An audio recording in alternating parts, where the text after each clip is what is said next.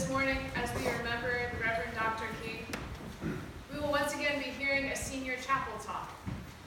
As a reminder, these chapel talks are an opportunity for a member of the senior class to speak to us and grant us the wisdom that they have gained in their time here, to encourage us to live more fully into our mission here at St. Andrew's Sewanee School. Please join me in welcoming Jayla McLaurin.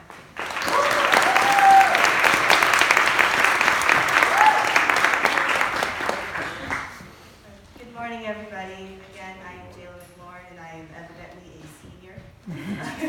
And I am looking forward to sharing my word with you all today. Here's my talk.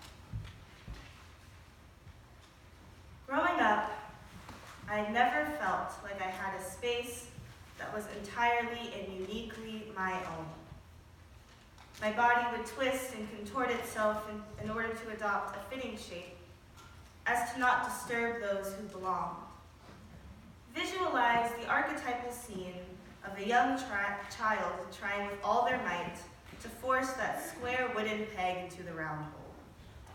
Neither any amount of force and pressure nor the expectations of that naive child would be enough to make a rectangular prism fit in a space that was made for a cylinder.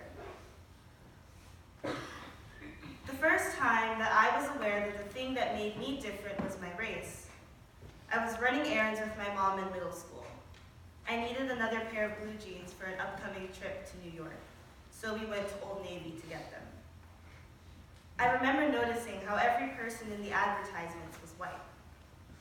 Nobody was Asian or Hispanic or black. Also, nobody who worked at the store was a minority, except for a custodial worker. I'd look around and witness a sea of people who didn't look like me. I felt alone and claustrophobic, as if the oxygen was escaping my body, and as it passed my lips and traveled before my eyes and beyond my reach, I felt myself reaching to breathe, but to no avail. From that moment on, I saw color. Instinctually, I felt color. It became a habit. It became my life. My whole life became about my blackness. After all, that was the expectation.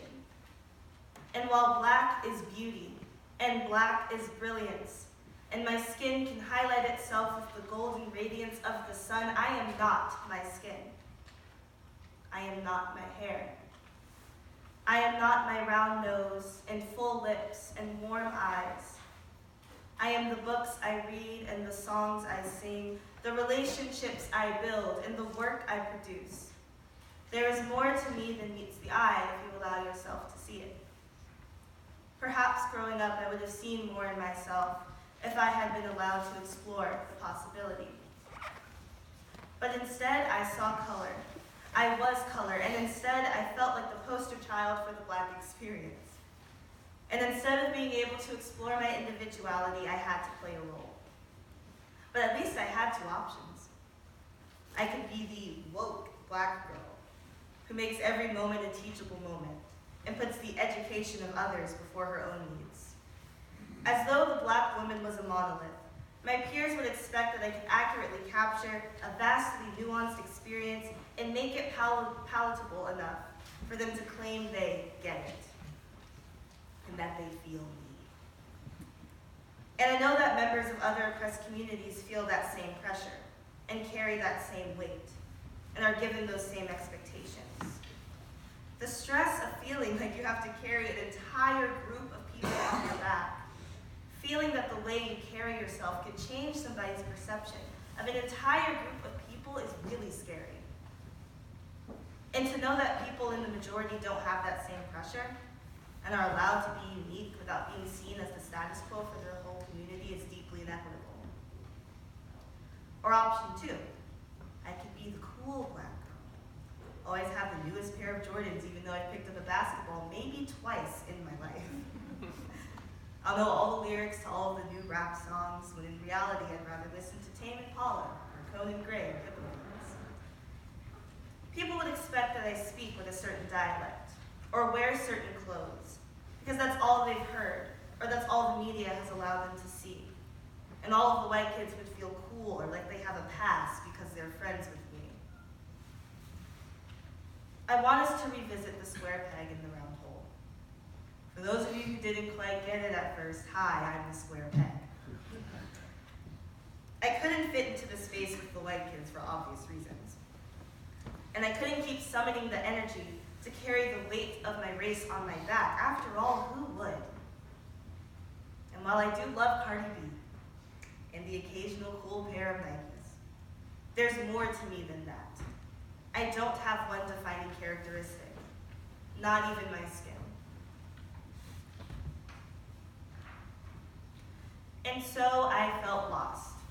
With no sense of direction and a lack of faith in my ability to find myself, I decided to conform. I decided that while I may not fit in, it would be burdensome to make that known to those who do. So instead, I wore a mask. Here is one of my favorite poems that captures this sentiment well. We Wear the Mask by Paul Laurence Dunbar. We wear the mask that grins and lies. It hides our cheeks and shades our eyes, the step we pay to human guile.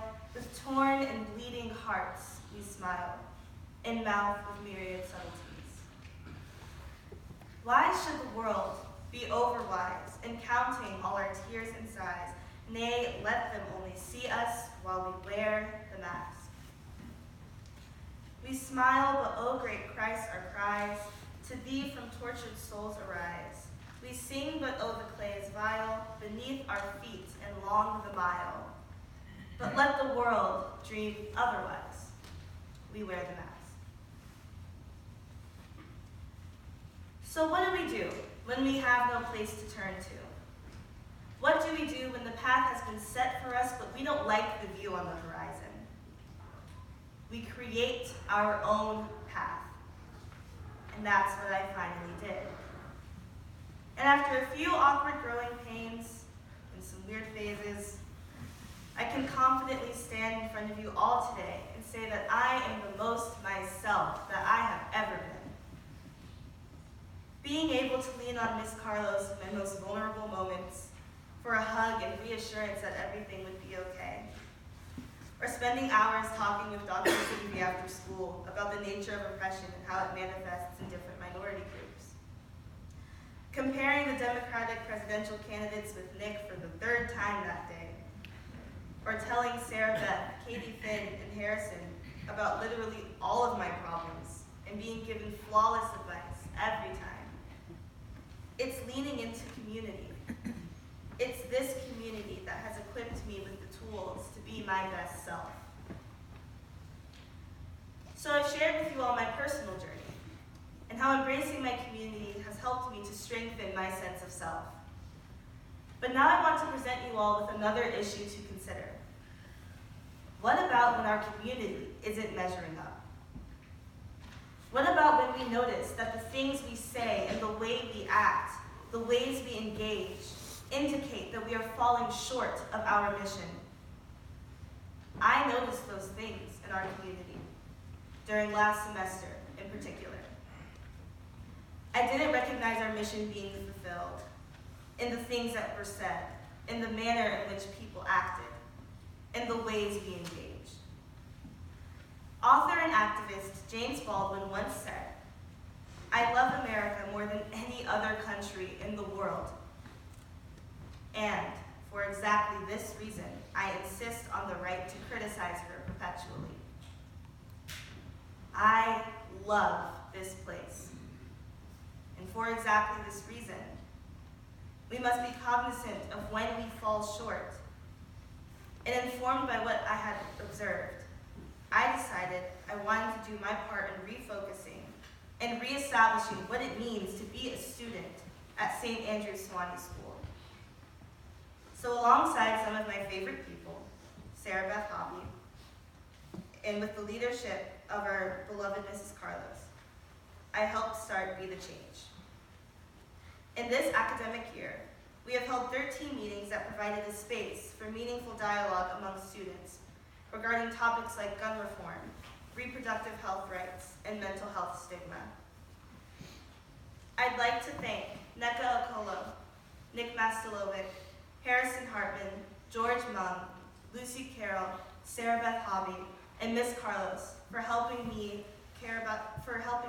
and for caring about this community deeply enough to enrich it by leading the student body in meaningful dialogue about the things we care about most. And I would like for you all to thank them as well with applause.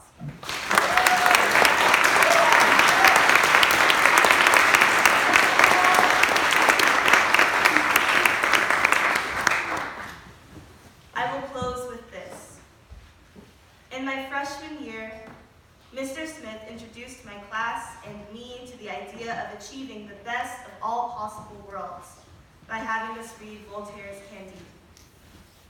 From that story, I learned that it doesn't take a passport and a suitcase to find that place. Instead, we should strengthen our own community by identifying areas where we can do better and finding ways to rectify those issues. To reaffirm this sentiment, I give you a quotation. Sorry, can you tell I love quotations? I give you a quotation from one of my favorite orators, Booker T. Washington, in his Atlanta Compromise speech. To those of my race who depend on bettering their condition in a foreign land, I would say, cast down your bucket where you are. And I give the same charge to all of you today.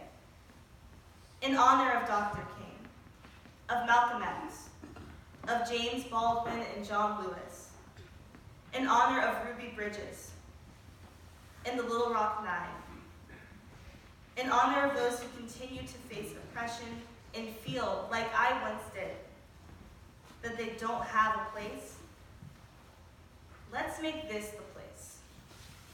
Let's cast down our buckets and do the work to make St. Andrew's Sewanee School the best of all possible communities. Thank you.